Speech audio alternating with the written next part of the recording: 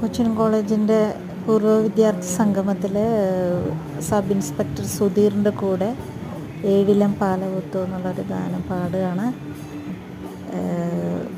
വളരെ ശബ്ദം കുറച്ചാണ് നമ്മളത് പാടാൻ ശ്രമിക്കുന്നത്. കോപ്പിറൈറ്റ് പ്രശ്നം വരണ്ടല്ലോ എന്ന് വിചാരിച്ചിട്ടാണ്.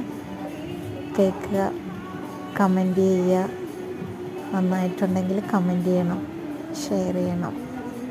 എല്ലാവരുടെ അനുഗ്രഹം കിട്ടണം. അതുകൊണ്ടാണ് ചെറിയൊരു ഗാനമാണ്. ഒത്തിരി നാളുകൾക്ക് ശേഷം കോളേജിൻ്റെ എല്ലാവരെയും കാണാൻ പറ്റി.